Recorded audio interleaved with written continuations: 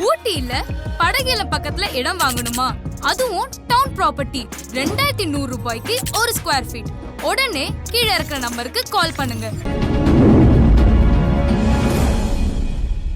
அனைவருக்கும் என்னுடைய நன்றி, வாழ்த்துக்கள்.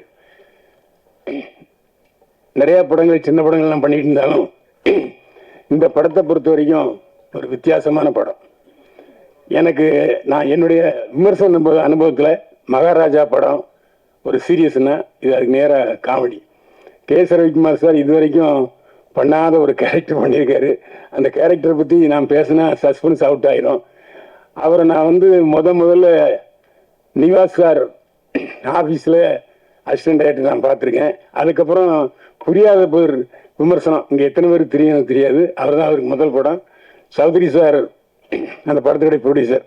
இல்லைட்டா நம்ம குட்லக் தியேட்டரில் தான் பிரிவு போட்டாங்க. அப்போது நான் பார்த்துட்டு நல்ல கமெண்ட் சொன்னேன். அதுக்கப்புறம் அவருடைய தொடர்ந்து நிறைய படங்களில் என்ன போட்டிருக்காரு. அதாவது நான் இன்னைக்கு வில்லன் படத்தில் எல்லாரும் பேசுகிறாங்கன்னா அது காரணம் கே.எஸ். ரவிக்குமார் சார் தான். பாக்யராஜ் சாருக்கு அப்புறம் இல்லை ராமநாயணன் சார், அதுக்கப்புறம் கே.எஸ். ரவிக்குமார் சார் தான் தொடர்ந்து அவருடைய படங்களில் போட்டாங்க. அதனால் அவர் கடமைப்பட்டவன். அவருடைய சீடனா இந்த படத்தில் ரொம்ப நாளைக்கு அப்புறம் பண்ணியிருக்கிறேன். நகுல் எத்தனையோ ஹீரோஸை நான் பார்த்துருக்கேன். ரொம்ப ஜாலியாக ரொம்ப நாளாக பழகின ஒரு மாதிரி பழகினார். இந்த படத்தை பொறுத்த வரைக்கும் நான் ஜெகன் சொன்ன விஷயத்தில் நான் மாறுபடுறேன். நான் ஏன்னா இந்தியன் 2 படத்தில் அவரை ரொம்ப விமர்சித்து எழுதியிருந்தேன், நல்லா எழுதியிருந்தேன். அதை இப்போ வாபஸ் வாங்கிக்கிறேன். ஏன்னா அவர் நான் நல்லதே சொல்லலன்னு சொன்னார். ஏன்னா எப்போவுமே நடிகர்கள்ட்ட ஒரு வித்தியாசமான பழக்கம்னா பாராட்டினா கண்டுக்கவே மாட்டாங்க. லேசாக கிள்னா போதும் உடனே காய்ச்சி முச்சுன்னு கத்துவாங்க. நான் ரவிக்குமார் சார் படத்துக்கு எத்தனையோ படங்களுக்கு விமர்சனம் இருக்கேன். ஒரு நாள் கூட என்னை அவர் அதை பற்றி சொன்னதே இல்லை. ஒரு டைரக்டர் எப்படி இருக்கணும்னா அது ரவிக்குமார் சார் மாதிரி இருக்கணும். அது என்ன ஒரு என்ன காரணம் சொல்கிறேன்னா, குற்றாலத்துக்கு ஷூட்டிங் போயிருக்கோம். திடீர்னு காலில் எழுதி பார்த்தா இந்த லாட்ஜி முழுக்க ஒரு 6 அடி தண்ணி நிற்கிது, வெளியே போக முடியாது. அங்கேருந்து ஷிஃப்ட் ஆகி ஒரு படத்தை முடிச்சு கொடுத்தாரு. அந்த படம் சின்ன படம் தான், பெரிய லாபம். அதே மாதிரி அது ஜெகன் சொன்ன இன்னும் நான் மறுச்சு சொல்கிறேன். ஒரே ஒரு செண்டு தான் கொடுத்தாங்க. உண்மையிலே லேவிஷாக செலவு பண்ணாங்க இந்த படத்தை பொறுத்த வரைக்கும். அதாவது காட்சிக்கு என்ன தேவையோ அதை டைரக்ட் செஞ்சார். அதே மாதிரி சும்மா இவர் தான் கேரவன், எல்லாருக்கும் கேரவன் கொடுத்தாங்க. என்ன ஏன் நானும் அருமை சோதரர் மறைந்த சிவாஜி அவர்கள் தான் கேரவனில் இருந்தோம். அவருடைய நினைவு வெறும் ரசம் சாதம் சாப்பிட்டாரு. ஒரு 10 நாள் சேர்த்து விட்டாரு. ஏன்னா அப்படி ஒரு நல்ல அவங்க அண்ணன் நடிகர் சந்தான பாரதி, அவருடைய தம்பி தான் ஆர் சிவாஜி. எங்கள் வீட்டு பக்கத்தில் தான் இருந்தார் ஆரம்பத்தில், திருவான்மையூரில். அவர் இறப்பு, அவருடைய ஆத்மா இந்த இடத்துல கண்டிப்பாக சுற்றிக்கிட்டு இருக்கும். ஏன்னா சினிமாவை சுவாசிச்சவர் ஆர் சிவாஜி.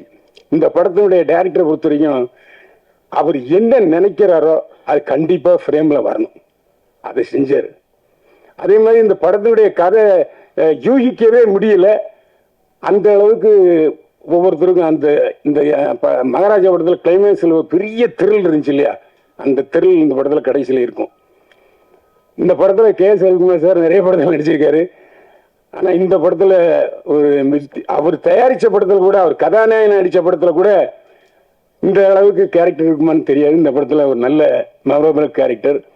அதாவது எல்லாருக்கும் அப் அண்ட் டவுன்ஸுங்கிறது சாதாரண வரத்தான் செய்யும் சினிமாவை பொறுத்த வரைக்கும்.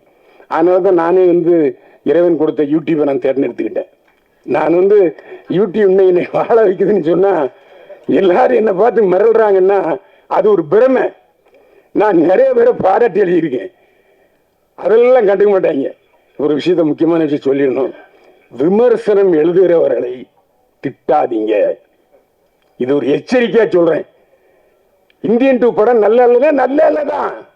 அது ஒரு கன்னடத்துல ஒரு நடிகர் விமர்சனக்காரன் கச்சாம திட்டினா நாங்க திருப்பி திட்டலாமா? தொடர்ந்து 3 தோல்வி படம் கொடுத்தாரு நடிகர், அந்த வில்ல நடிகர். நல்லா இருக்கிற படத்தை நாங்க நல்லா இருக்குன்னு தான் சொல்லுவோம். நல்லா இல்லாத படத்தை எப்படிங்க சொல்ல முடியும்? அதனால விமர்சனம் எழுதுறவங்களை தயவு செஞ்சு அதுல 1-2 பேர் இருக்கலாம் விதிவிலக்கு. ஆனா நான்லாம் அப்படி இல்லை. நல்ல படத்துக்கு நல்ல படம் தான் விமர்சனம் கொடுக்குறோம். நல்லா இல்லாத படத்துக்கு எப்படி நல்லா இருக்குன்னு சொல்ல முடியும்? ஏன்னா மக்களோடு நாங்கள் இருக்கிறோம். இப்போ இங்கே பேசுகிற எல்லாரும் சொன்னாங்க, நீங்கள் தான் இந்த படத்தை எல்லாரும் கொண்டு சேர்க்கணும், நீங்கள் தான் எல்லாரும் இந்த படத்தை கொண்டு சேர்க்கணும். ஜெகன் மட்டும்தான் அதில் வித்தியாசப்பட்டார். அதனால தான் அவர் ஏன் எதுக்கு இன்னும் அடுத்த கட்டத்துக்கு ஒரு நகரில் தெரியுது.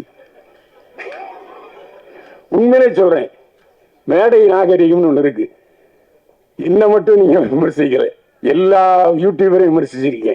தயவு செஞ்சு அப்படி செய்யாதீங்க. ஏன்னா இன்றைக்கு டிவியை விட அதிகமாக யூடியூபர் விமர்சனம் தாங்க அப்படி சேருது. ஃபோன் வச்சிருக்கவன் எல்லாம் யூடியூபர் விமர்சனம் ஆயிட்டான். ஸோ விமர்சனம் வந்து தவிர்க்க முடியாது. ஏன்னா காசு கொடுத்து பார்க்குறான்.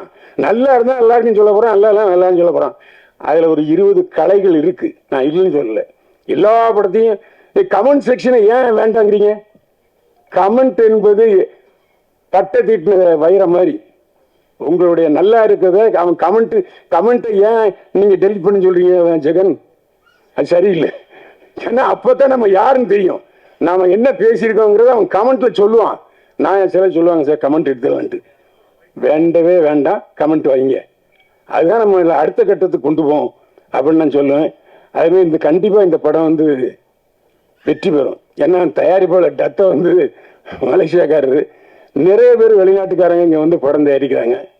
ஆனால் பல தயாரிப்பாளர்களுக்கு நல்ல இயக்குனர் கிடைக்காம போயிட்டாங்க. ஆனால் ஆரம்பிச்ச ஒரு தயாரிப்பாளர் டத்தோவுக்கு ஒரு நல்ல இயக்குனர் கிடைச்சிருக்காரு. ஒரு வித்தியாசமான சிந்தனையோடு இந்த படத்தை கொண்டு வர்றாரு. நீண்ட நாளாக எடுத்துட்டு இருக்காரு. ஆனால் எடுக்கிற சின்சியராக எடுத்தார். அதில் எந்த சந்தேகமும் இல்லை. வாசுகோடகாமா பெரிய கண்டுபிடிப்பாளர். நிச்சயமாக இந்த தலைப்புக்கு ஏற்ற மாதிரி படமும் வெற்றியடைய என்னுடைய வாழ்த்துக்களை தெரிவிக்கிறேன். அது மட்டும் இல்ல, நகுல் மீண்டும் ஒரு ரவுண்ட் வரணும்னு வாழ்த்து தெரிவிக்கிறேன். நன்றி, வணக்கம். ஊட்டியில படகுல பக்கத்துல இடம் வாங்கணுமா? அதுவும் டவுன் ப்ராப்பர்ட்டி 2100 ரூபாய்க்கு ஒரு ஸ்கொயர் ஃபீட். உடனே கீழே இருக்கிற நம்பருக்கு கால் பண்ணுங்க.